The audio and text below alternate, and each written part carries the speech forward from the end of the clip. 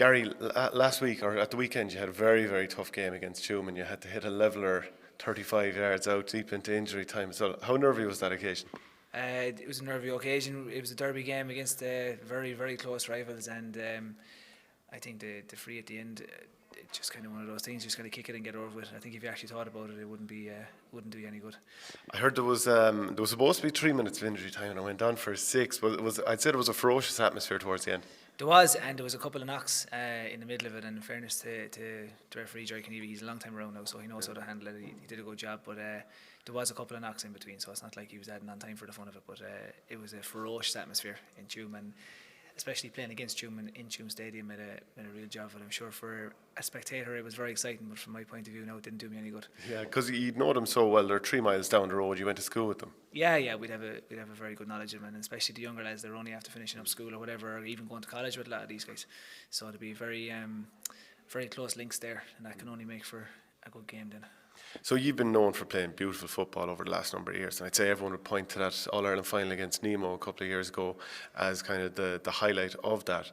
So last year when you had the Galway County final, it was 7 points apiece against Mount Bellew. This time it was far more open. It was like 2-9 to 15 points.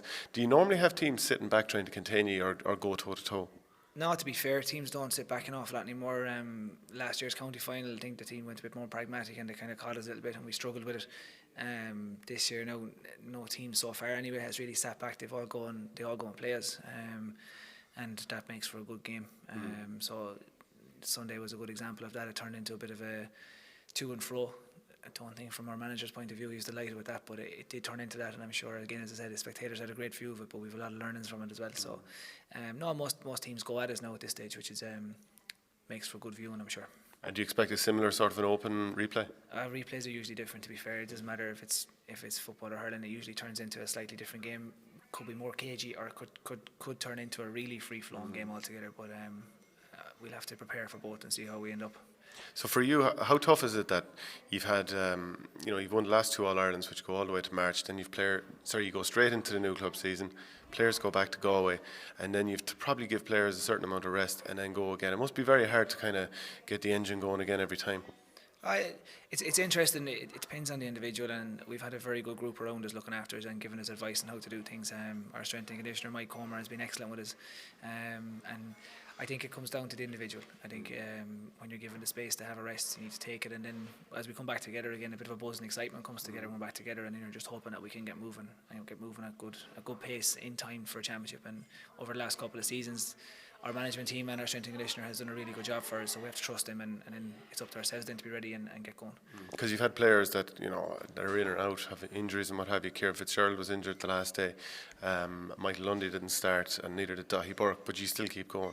Yeah, well, you're just hoping that everyone is doing their work, everyone is ready to rock, and it's about a panel. And the last couple of seasons for us has never been any more evident than that. We need a panel, and we've got 30 plus players who are really putting the work in. And to be fair, we had lads come on in the quarter-final, semi-final who didn't come on the last day, but they're ready again to go. And we had lads didn't start and stuff. And Michal being a good example, he came on the last day and put on a good performance. So that's what's required of us now at this stage.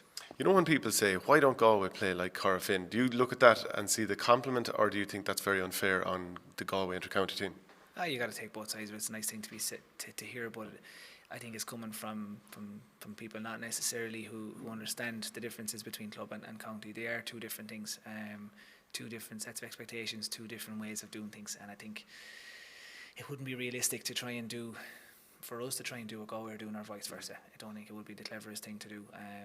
Why is that? Because for people who don't understand the ins and outs of tactics and etc., they're like, well, why not?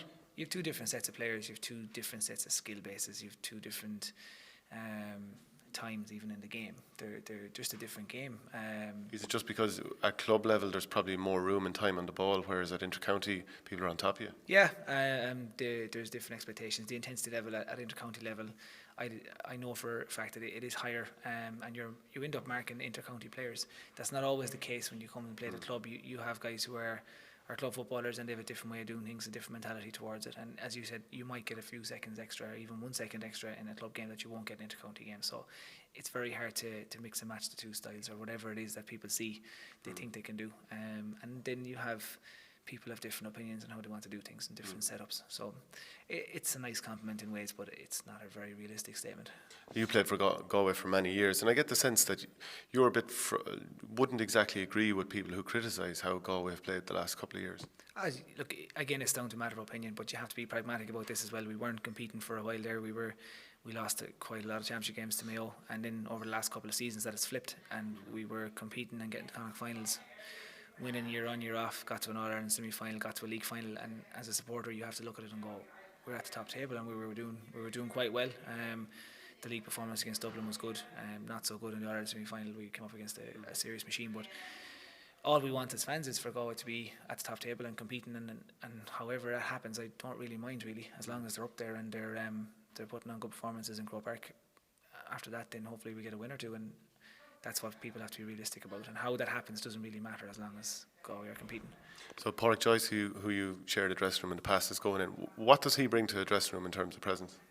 Well, as Padraic Joyce, he's one of the best, if not the best footballer to have played for Galway to date, and his name will be huge in Galway circles. It's huge in the country, let's be honest about it. He's that good. But that was his footballing career, and it doesn't always translate across to managerial things, and I'm sure Padraic has his own ideas on how he's going to go about things. He had a really good season last year at under-20s, and I know he'll have learnt a lot in that season, and I'm sure he's going to bring forward his own ideas for the next 3 years, and we can only hope that things go really well for him.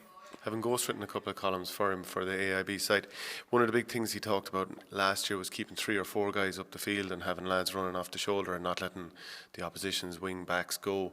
Is that the sort of thing that Galway need, do you think?